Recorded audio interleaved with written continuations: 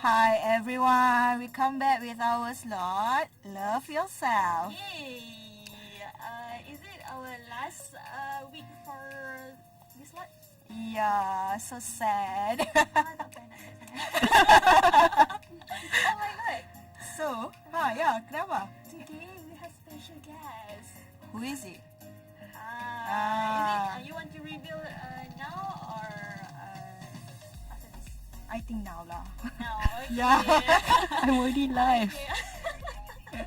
Alhamdulillah, we invited one of the MC staff. Okay. She's one Eneng Faridah. Hi. Assalamualaikum and a very good afternoon to the two of you lovely ladies in front of me, who's like really camera shy because I noticed the camera is on me, right? But not on them. Camera shy. And to all, of course, to all the listeners as well. So thank you for tuning in. You are welcome. So, our topic for today, I think it is controversial, I think. Yes, Yeah. controversial, and it's not sensitive, but it is something like important for our society, right? Yeah. I think the knowledge, that we need to know it. So, what is it, our topic today? Yes. So today we will talk about fake news. Wow. So, Today, before that, nak tahulah juga. You can introduce yourself. Okay. Nama saya Eneng Faridah Iskandar. I'm actually Senior Director of Suruhanjaya Komunikasi dan Multimedia Malaysia, or Malaysian Communications and Multimedia Commission. So office di Cyberjaya. Cyberjaya. So and of course selain dari di Cyberjaya, kita juga ada pejabat wilayah di seluruh negara. Dan juga beberapa bandar-bandar yang penting lah di sekitar di seluruh negara lah di Malaysia. Dan juga sebagai pengarah kanan ni, antara tugas utama saya ialah untuk memberi pendidikan, penerangan, penjelasan mengenai isu-isu yang berbangkit melibatkan internet, media sosial dan sebagainya. Dan seperti mana tadi yang dimaklumkan, isu yang sedang panas pada masa ini ialah fake news lah. Berita-berita yang tidak benar.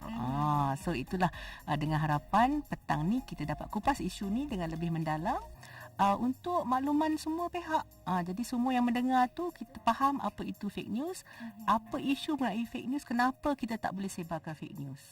dan Itulah. pentingnya tahu fake news tu sebenarnya memberi kesan kepada kita punya society.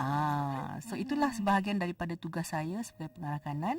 Dan selain dari itu, kita juga selain dari program radio ni saya datang, kita juga ada program-program jelajah. Kita ada banyak kempen lah untuk menyedarkan semua masyarakat mengenai bahayanya berita palsu ini. Kempen kesedaran. Ya. Okay, so kita nak teruskan dengan pertanyaan pertama ataupun kita nak rehat dulu? Kita rehat dulu lah. Kita rehat dulu bagi Puan Eneng macam nak Bagi dia bertenaga sikit. Bertenaga sikit.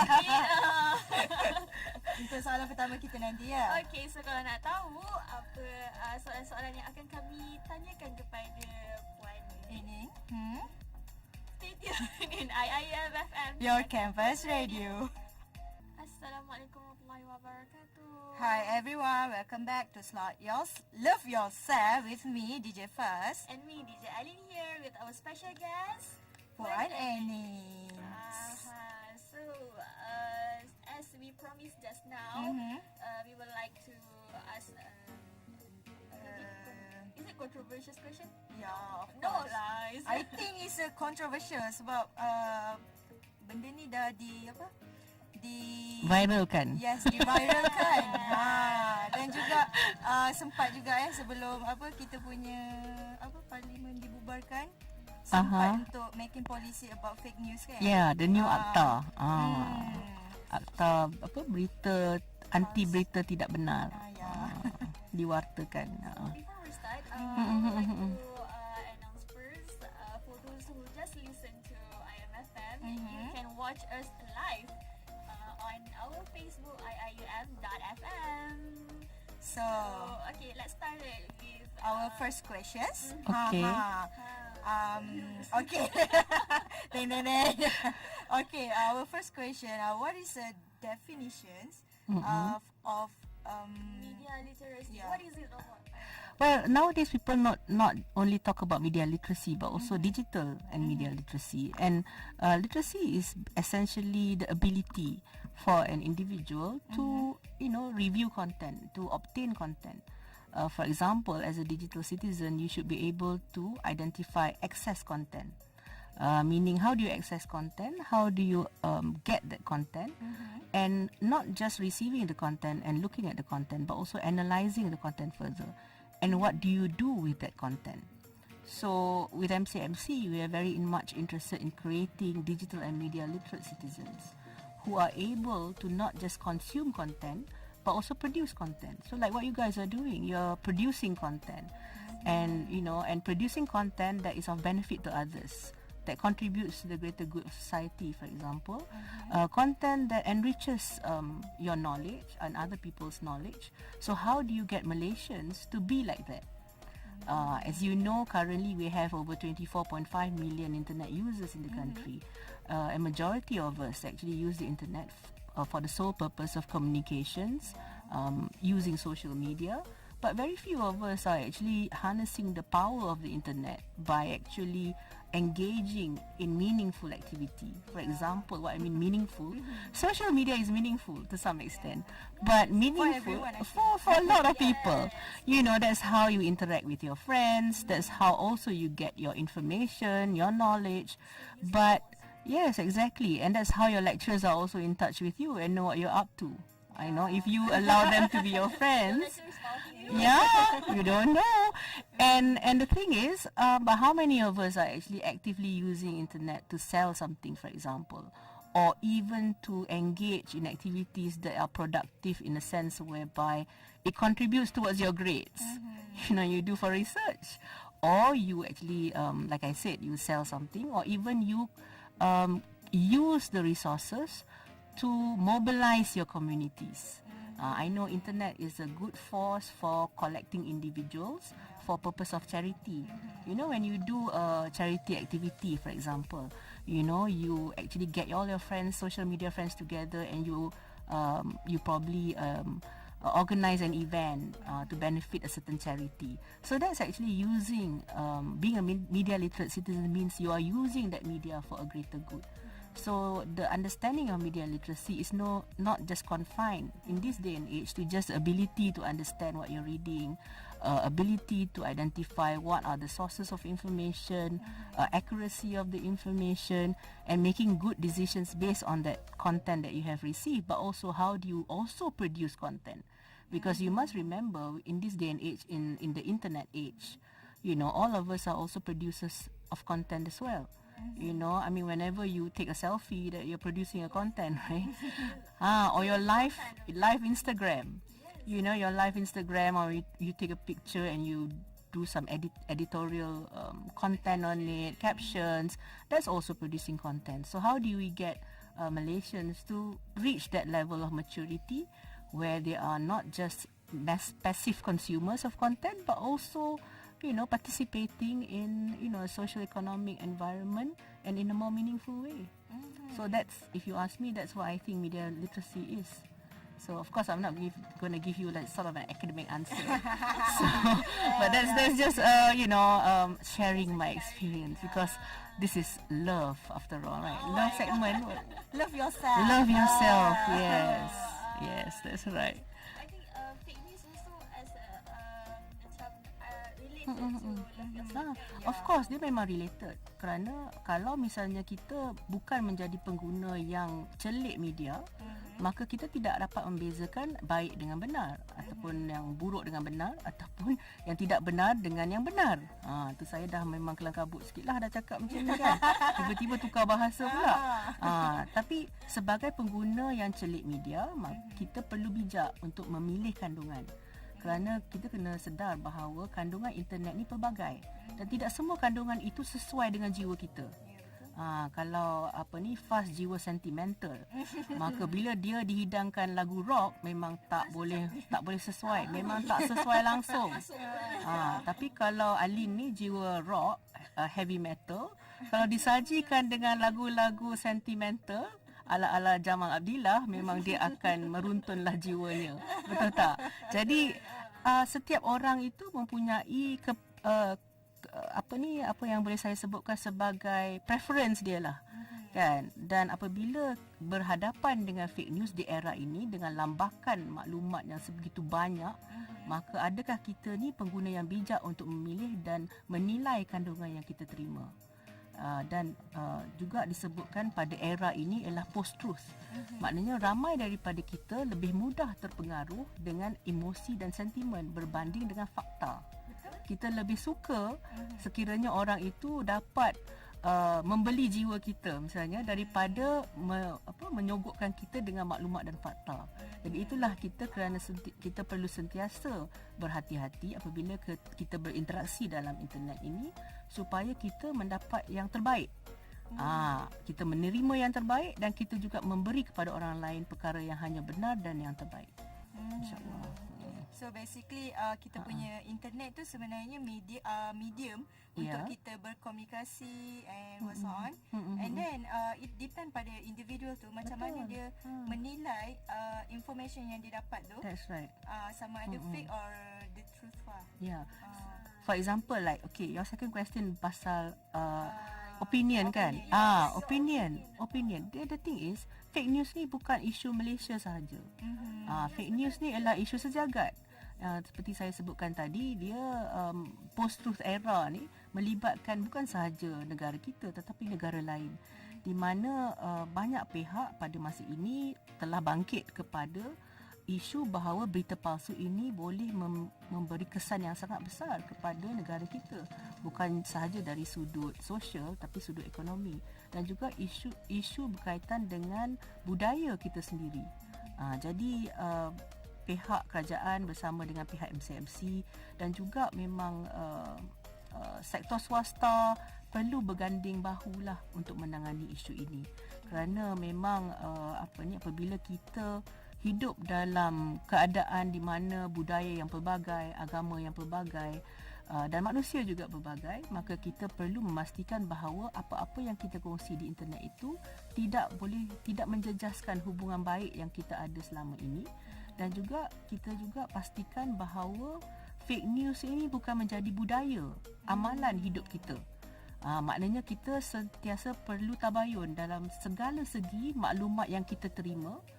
Itu tuntutan agama. Jadi kita perlu ambil serius perkara ini, dan maklumat ini juga kita perlu pastikan bahawa ianya bukan sahaja berita kan, tapi gambar pun boleh diubah suai. Video pun sekarang kita ada teknologi terlalu advance. Everything macam memang boleh untuk Edit tu kalau misalnya setengah orang edit kan tu edit kelakar lah kan, nampak kepala lain, muka lain dan sebagainya.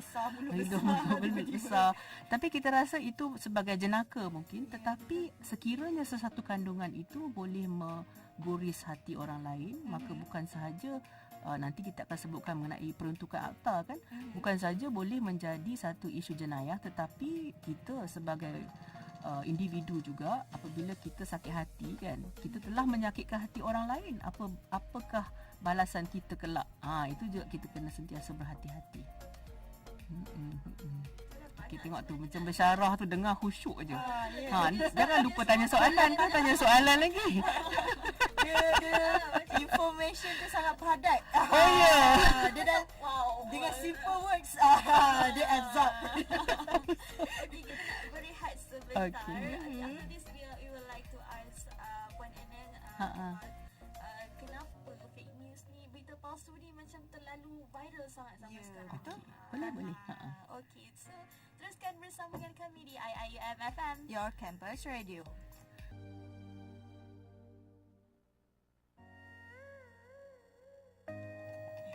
Assalamualaikum warahmatullahi wabarakatuh. Hi everyone. Okay.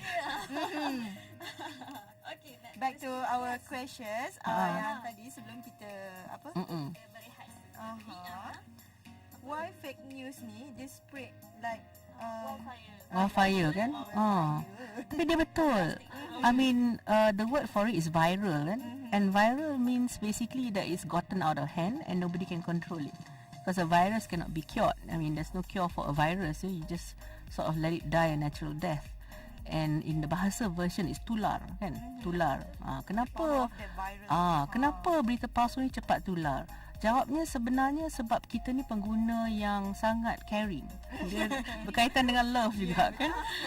Dia love yourself juga. Dia caring. So, and the thing is, there are many users first of all. I mentioned tadi that kita ada 24.5 juta pengguna internet di Malaysia. Dan yang mana hampir 90% mengakses internet melalui telefon pintar. Dan selalunya kecenderungan orang yang memiliki telefon pintar ini ialah kenapa kita suka, kerana ia pantas. Betul tak? Kita pantas berkomunikasi. Kalau kita hantar WhatsApp kat kawan, kita dah deliver 2 tick. Nak tunggu blue tick ni seminit pun kita rasa macam lembab lah. Tak pun typing tak berhenti-henti, kan. Kita tahap kesabaran tu mungkin terhakis, kan.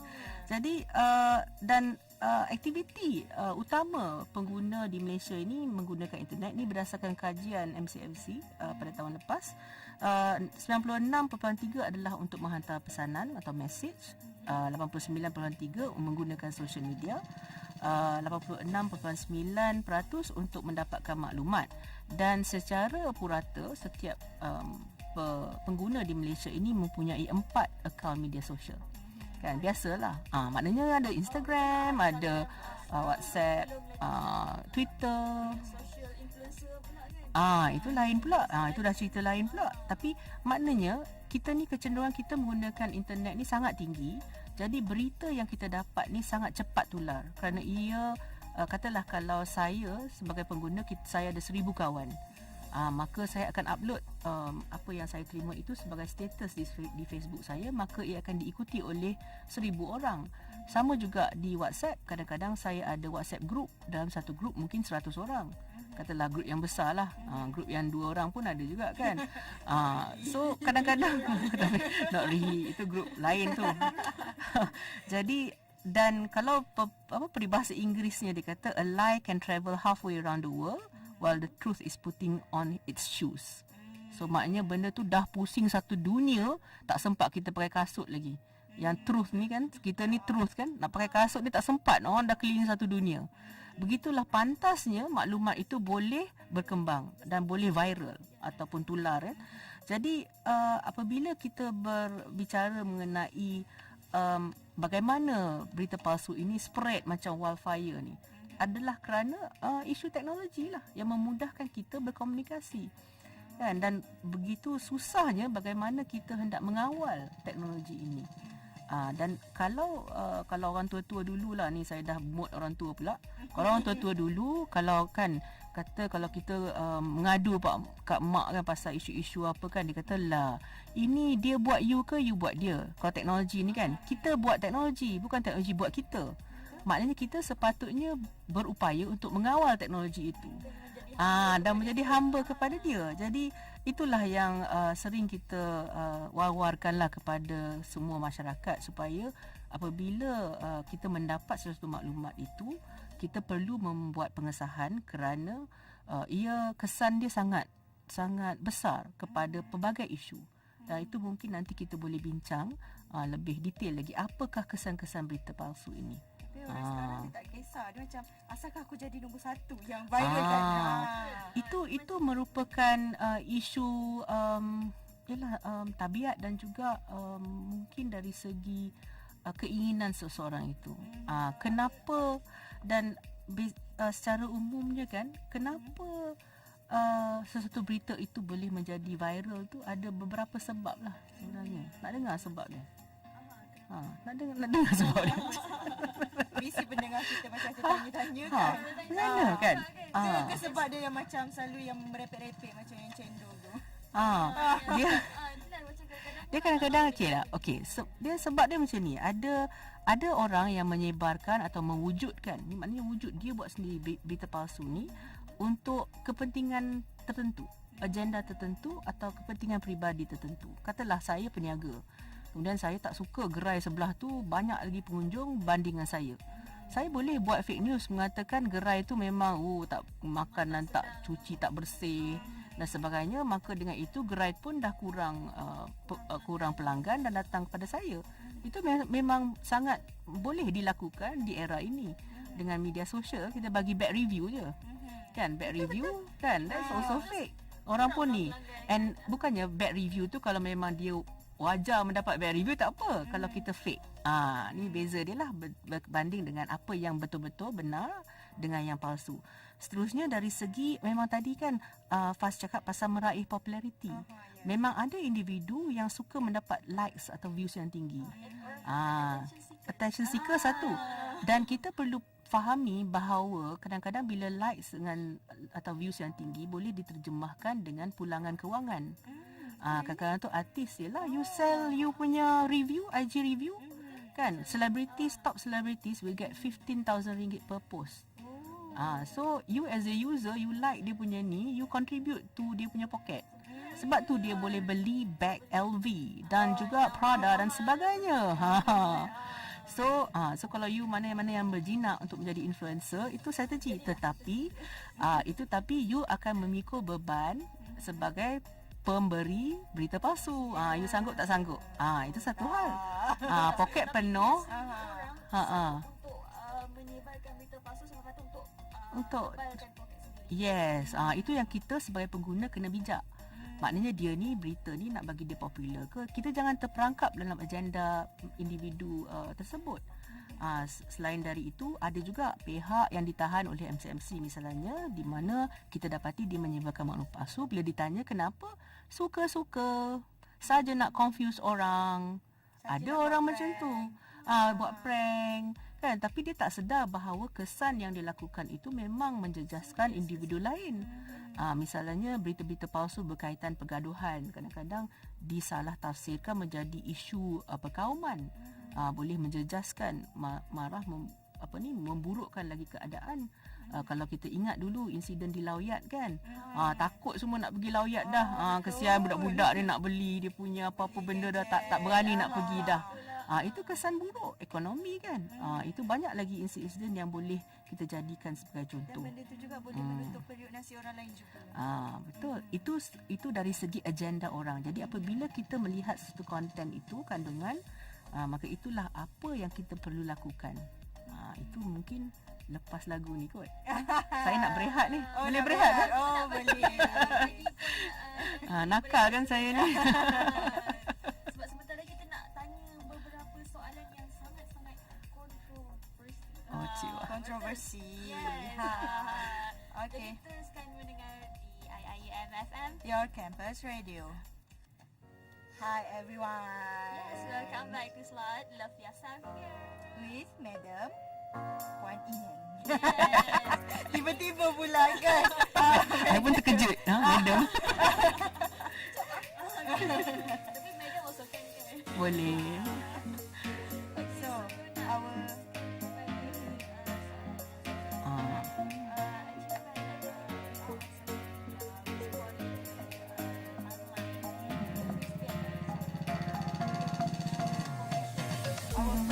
question and macam mana kita nak tahu news tu betul ke tidak sebelum kita share juga benda tu. Yeah. Sometimes dia memang you cannot stop receiving information. That's one thing. You know, you always be seeing things on your timelines and things like that. So, but it's really about making a personal decision, what to share, what not to share. And a lot of us actually take a lot of factors into consideration. Sometimes, you know, adults and also young people, we also want to look good in the eyes of others. Katalah, if I share something like this, will this make me look macam clever or like smart, or like will I look really silly sharing this stupid thing or whatever? Kan? So you have an image to maintain, right? So the thing is, when you do receive and you do come across information that you're not sure about, so the first thing that you need to do is to check the author's credibility or background. You know, is the person who's saying this an authorized individual? Or has he or she been authorized by somebody to say that? And this goes to any tips about health, any tips about what you should eat and not eat, what medicine you should take. So are you listening to the right qualified professional? So katalah if it's like some makcik bawang, can I say that? Oh, tahu. Makcik bawang. Cik bawang. Makcik bawang who talks about suddenly becomes a health expert, then is that person so is that person credible? So then that's the first thing that you should look out for. Secondly, you have to understand what the story is about. Sometimes you come across comments kan, kat bawah tu memang confirm, bukan apa, dia confirm baca tajuk je, dia tak baca semua, dia baca tajuk je terus dia komen. Terus dia bash. You pernah tengok tak? Sometimes ada macam websites or artikel yang sengaja buat tajuk tu macam Yes, sensasi. So dia macam nak entice you. Tak ada apa-apa pun. Kan tambah-tambah you nak cari gosip sensasi yang terkini kan. So you akan cari headline pasal siapa-siapa lah artis kegemaran you yang obviously I macam dah tak kenal kan. So I cannot give you an example straight away. And that will be what comes out, So you need to really understand what the story is about. Secondly, when we talk about agenda penulis, you need to understand apa niat dia. Kan, is it purposely to do something, say something? What is it designed to elicit a response from individual like yourself reading it? So you need to understand niat dia apa. And then when you do receive information, sometimes you check whether is it new or old. Because sometimes kan benda yang viral tu dia ulang balik. Kan, dia kalau nak raya je isu pasal kurma. Kurma ada virus, ada macam-macam kulat and all that kan. Ataupun bermusim. Kalau ni musim hujan, banjir. So kita ni dekat kampus tunggulah sebab dengar kata dah banjir dah dekat area Gombak katalah. Padahal tu gambar tahun lepas. Memang kuang-kuang-kuang lah you all duduk kat kampus sampai malam. Kan, dia macam tu lah. I mean that's the reality of information in this day and age. And also you need to check dari segi original source and what you have seen. So you need to Google lah. Okay, Google ada tak orang lain cerita pasal benda yang sama? For example macam banjir katalah. Is anybody else talking about it or is it just this one person? So sometimes you will know. macam mana kalau if one person dah cakap pasal tu and dia spread and bila kita Google ramai yang talk about that. So that's the answer to the next question. About my portal. And the last thing, in addition to comparing sources, is also about looking for balance. Are you only listening to one side of the story? Sometimes, for example, I can give an example of cases of children being locked up in cars accidentally, for example. Sometimes it's a technical fault. Maknanya bukanlah parents dia lupa, tapi mungkin parents dia ada kat situ tetapi dia terlock sendiri dan panggil polis. So maknanya the parents are not negligent. Tapi something like that, if unknown third party records and films and uploads, and this is actually a real case whereby dia memang upload benda tu, so suddenly everybody macam condemn the parents, padahal actually the parent is there, cumanya macam kunci tu terkunci nak jadi, and a technical issue with the car, and of course the child was safe. So it's a different case completely from what has happened in previous cases whereby memang parents were negligent and things like that. So, you really need to look at the overall picture, which means you can't, be knee-jerk reaction and just share whatever that you receive. Betul tak? Maknanya if you need to take all those steps, kan, maknanya if you need to tabayun and take all those steps, it means that you can't like, I dapat je, I share je lah. Tak apalah. Tak kisahlah, macam, share je, it's okay. Kalau betul-betul lah. Kalau tak betul, tak apalah kot, macam tu. That's an attitude that you should not have, because with great power comes great responsibility, says Spider-Man. Yeah, Spider-Man says with great power comes great responsibility. Hanya pun tak tengok Spider-Man. Tapi puan tengok siap dapat apa quote lagi daripada Spider-Man. Tak terkata kita ya. Kita pun tak terkata macam Okay, so we want to know macam siapa yang sepatutnya disalahkan dalam fake news. Dia semua pihak memang bertanggungjawab lah, all of us. I mean it's not about finger pointing lah. It's not about kau salah, aku salah kan. Maknanya kita ni perlu mengambil pendekatan secara bersama. Maknanya all of us need to take action against fake news. Maknanya we don't be the ones that create it, nor are we people who spread fake news. So, we need users who are more vigilant online. Maknanya you pay attention, what you receive, and make really careful decisions about what you share. Because my advice to especially young people is that your life, your digital life currently will have great repercussions in your future life. I myself personally, whenever I have candidates for interview, for job interview, I would actually go through their Facebook page or whatever to see what. Semua company buat macam tu kan? Yes, that's right. I mean your digital punya identity and reputation is in your hands, in your fingers. So which is why all of us should play a part. And that's why issues like cyberbullying is serious, because it affects a person's image, kan? But that's a different topic for a different day. But kan, so your reputation is something that you must protect. And kalau kita as a Muslim woman, how do you protect your reputation offline? Kan, dari segi aurat, dari segi pemakaian and all that. So how do you do the same online? What are your batasan, what are your aurat in online environment? There must be also, betul tak? There must be also, because yang boleh membuat dosa ni banyak perkara. Your jari also can make dosa now kan, with the internet. Dosa tu dia melalui lisan, Yes, that's right. Kata-kata, penulisan and that kind of thing. So all of us, if all of us are good good Muslims, good decent citizens, then this is a problem that we can overcome together, insyaAllah. Okay, so kita rasa macam nak berehat sebentar. Before we continue our next question. Selepas ni macam law sikit lah. Kita macam masuk dalam bidang law sikit. Sikit je.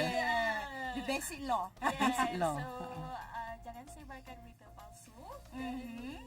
Terus bersama kami di IIUM FM, your campus radio.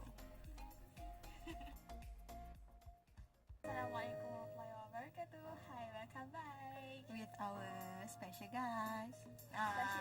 Special guest. I sebut salah Alright. Okay, sorry. Okay, with our special guest today, Puan Eneng. So, for those who just listen to IMFM, we are currently have live interview here, and you can watch it via our Facebook IIM.FM. And we are discussing about fake news. Tidak pasti, jangan kongsi. Wow. So kita nak teruslah ke next question. Ada tak macam hukuman ataupun punishment kepada Portals yang involved dengan fake news ni lah. individual or society who spread fake news. Dia penyebaran berita palsu di dalam talian ni merupakan satu kesalahan jenayah sebenarnya. Di mana di bawah Seksyen 233 Akta Komunikasi dan Multimedia 1998 menggariskan bahawa mana-mana individu yang menyediakan atau mengeluarkan kandungan yang bersifat lucah, sumbang, palsu, mengancam, jelik dengan niat untuk mengganggu orang lain, sekiranya disabitkan kesalahan, boleh dikenakan hukuman oleh mahkamah, dan mahkamah boleh mengenakan denda tidak melebihi RM50,000 atau dipenjarakan tidak melebihi 1 tahun atau kedua-duanya sekali. Dan pada tahun lepas sahaja lebih 40 kes telah disiasat dan saya rasa 4 kes dah didakwa dan di mahkamah lah dan dijatuhkan hukuman. Selain dari itu, tadi yang seperti mana yang telah dimaklumkan, kita ada akta baru, iaitu Akta Berita Tidak Benar 2018 yang berkuasa pada 11 April baru-baru ni, di mana hukumannya lebih berat, di mana seorang individu itu boleh dipenjara sehingga 6 tahun atau denda RM500,000. Dan ini sebenarnya kita perlu faham dari segi kesan berita palsu itu sendiri. Dan kenapakah hukuman itu sebegitu tinggi? Kerana berita palsu ni pertama sekali boleh mengaibkan individu, menjatuhkan reputasi orang lain, boleh menyebabkan kerugian wang ringgit, juga boleh mengakibatkan kekeliruan, suasana panik dan juga kegelisahan. Yalah, kalau kita kata tadi kan cerita pasal banjir, ni hujan lebat ni, siapa yang duduk kat kampus ni nak keluar makan, tak keluar makan sebab takut banjir, sebab dapat berita bahawa KL banjir, katalah. Gelisah kan. Dia selain dari itu boleh menggugat keharmonian dan kesejahteraan masyarakat berbilang kaum dan agama di Malaysia. Jadi sebab itulah kerajaan merasakan bahawa perlu berita palsu ini kita bendung. Dan itulah atas dasar itulah kita lancarkan portal sebenarnya.my. Tidak pasti jangan kongsi. Tak pasti jangan kongsi. Sangat macam betul-betul Memang betul menepati camping tu sendiri. Betul. Membawa maksud camping fake news tu sendiri. Jadi kalau kita sebutkan mengenai antara solution lah, macam mana kita nak mengekang penularan berita palsu ini ialah kita ingin memudahkan bagaimana kita boleh pemeriksa sesuatu kandungan itu sebelum kita menyebarkannya. Kan selalu kita kata kena periksa dulu, kena cek, siasat. Tak semua daripada kita ni mempunyai masa untuk cek, betul tak? Kan lepas tu nak cek 5 perkara pula tu dengan nama, alamat, dengan macam-macam. Tak adalah alamat semua kan. Tapi lebih kurang macam itulah. Dan itu memang tuntutan agama lah, tabayun kan, kena periksa, betul tak? Jadi kita memudahkan orang ramai dengan melancarkan satu portal, iaitu portal sebenarnya.my. Maknanya kita pergi Google sebenarnya.my dekat HTTP tu, dan anda boleh masuk ke portal tersebut, dan portal ini menghimpunkan kesemua berita yang pernah tular di dalam negara berkaitan dengan keselamatan, isu-isu kepenggunaan, isu-isu kesihatan dan sebagainya. Jadi kalau you nak check, dapat you berita ni, lepas tu you pergi portal kita, you cari keyword search, keluarlah berita-berita yang berkaitan dengan apa yang mungkin anda terima. Jadi kita lancarkan portal ni pada Mac tahun 2017, tahun lepas, dan sebagai satu pusat one stop center di mana kesemua rakyat Malaysia boleh pergi portal tu dan membuat pemeriksaan, dan selain dari itu boleh menyalurkan juga maklumat palsu yang mereka terima ataupun maklumat yang belum ditentusahkan. Maknanya dia ada reporting page, kan, you salurkan kepada kami, kita akan cek dengan 22 kementerian dan lebih 100 syarikat dan agensi kerajaan. Kadang-kadang tu kita nak cek pun tak tahu kan, halal haram ni kita nak cek dengan siapa? Kementerian Kesihatan, JAKIM, siapa lagi? Kadang-kadang sebenarnya JAKIM tu kalau you tahu, kalau orang yang tak tahu dia cek dengan siapa? Ke dia cek Google je. Dapat pula. Dapat semua, dan mungkin tidak sahih kan kadang-kadang tu, ataupun maklumat yang diada-adakan oleh orang lain misalnya. Jadi kita berbentuk seperti satu archive lah of fake news sebenarnya. Dan dan memang telah mendapat sambutan yang sangat baik. Kita dah menerima lebih 25 juta hits ataupun layaran, anggaran dalam 2 juta sebulan. Kita memang galakkan orang supaya datang kembali. Dan lebih mudah lagi, anda boleh mendaftar di portal tersebut bagi email, dan akan terima email direct kepada your email subscriber. So you akan dapat terus email to what's the highlights in terms of apa yang tular hari ni. So you'll be the first to know what fake news there is out there. And similarly, we have an app, boleh mobile app, you boleh download dekat Apple App Store ataupun Google Play Store, download, and you will get notification. So those of you ada Apple Watch, kan, dia akan keluar notification on your phone dengan your Apple Watch, ada new news. So instead of being the purveyor of unverified content, be the purveyor of truth. Betul tak? So maknanya kalau kawan you share, tiba-tiba you tengok kat portal ni, ni fake story ni, you can copy paste the link, you can send to your friends, say look, this is one place that you can verify fake news. So kalau the person macam kita bagi the truth, and then macam berdegil juga untuk tu you nak tolong lah, then tak boleh tolong lah tu. Kalau dah degil gitu, biarkan sebab kita dah bagi. I mean, it's your responsibility kan. Kalau somebody shares fake news, kalau dia tak nak percaya, what can you do? You know, just hope for the best lah. Doakan dia lah supaya dia tak ditangkap oleh MC. Sewa. Takut kah? takut dah keluar authority dia. Kalau bagi tahu akta kalau dengan media outlet macam yang letakkan dekat website tadi kan, headline dia tu macam terlalu kontroversi sampai semua nak tahu.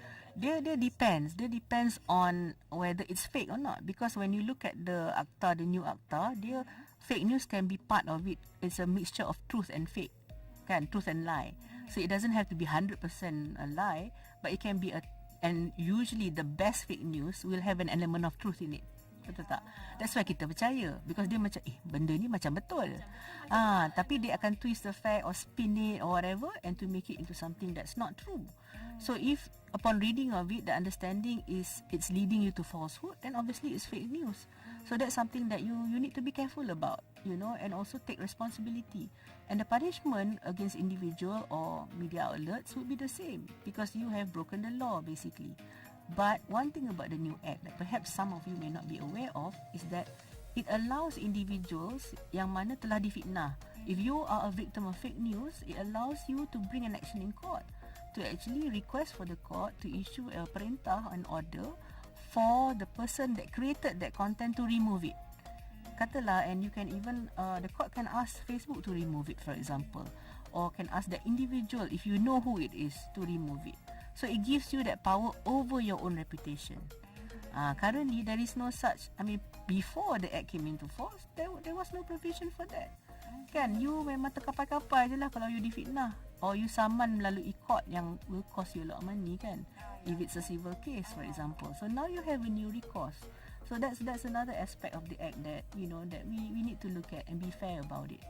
Yeah. And at the end of the day, I mentioned this, the Spider-Man quote, with great power comes great responsibility. So all of us need to be, not just yourselves, but myself as well. I'm an internet user. So I need to be responsible, and I need to exercise my influence on social media wisely. I have an opportunity here to go on air and to talk to people, and I need to exercise that responsibly by actually spreading positivity, spreading truth and not false news. Particularly those touching on racial sensitivities and things like that, because it can affect. Sometimes, even if it's the truth, can affect racial harmony. Do you agree with me? Betul tak? Some truth can do that. So you need to be wise about what you're sharing. And laws are in place to hold people accountable for their actions. That's something you must remember. It's not to punish unduly. Bukannya macam benda tu kejam and all that. It's because they have done something wrong and you need to be accountable, and somebody has to be accountable. And basically with sebenarnya.my, we want to assure the public that we're not here to be, tadilah you cakap authority kan tu jadi garang. We're not here to police information. Kan, sebenarnya it's not about policing information. It's about providing portal, providing assistance to public to check, to fact check. Basically that's what it is. So we hope to be a reference point for people looking for information, and we hope to be friends of media because media shows us also what are the statements given by authorities and things like that. So we provide links to those statements, and if this were to be my last words, what I would say is, if you're not sure, don't share. Tidak pasti, jangan kongsi. Sedikit about fake news. So every people, everyone responsibility apa yang di-share tu. Betul, memang kita memang perlu bertanggungjawab sepenuhnya sebab itu ruangan kita di udara kan. Kalau sekarang you ada ruangan di udara, so tentunya kita bertanggungjawab dengan apa yang kita katakan sejam ni kan. Jadi anda mempunyai ruang di media sosial, maka anda perlu memastikan bahawa anda menjalankan tanggungjawab yang sebaik-baiknya dengan berkongsi hanya fakta dan bukan auta. Lain pula kan? Dah sampai ke dengan ini berakhirlah. Akhirnya. Okey, kami mengucapkan terima kasih banyak-banyak kepada Puan Eneng, Faridah kerana sudi hadir ke slot Love Yourself. Terima kasih banyak-banyak. Sama-sama. Datang jauh-jauh kan daripada Seremban. Kita berseremban ni. Tadi dari pejabat dari Cyberjaya. Lepas ni nak balik Seremban lah, balik rumah then. Take care lah. Okay, take care. Oh, thank you. Kepada anda semua, untuk pengetahuan audiens semua lah, ini adalah slot terakhir Love Yourself dan sangat sedih lah. Pada semester ini sahaja, dan insya-Allah kami akan bersambung lagi untuk semester akan datang. Yes. Jadi Selamat tinggal. Terima kasih kepada our special kepada our special guest. Terima kasih Multimedia, Public Relations, and also our producers for this semester. And stay tuned to IIUM FM, your campus radio. Yana, please focus on the road while driving. We might involve in accident if you are texting while driving. Alah, you know me lah. I'm good in driving.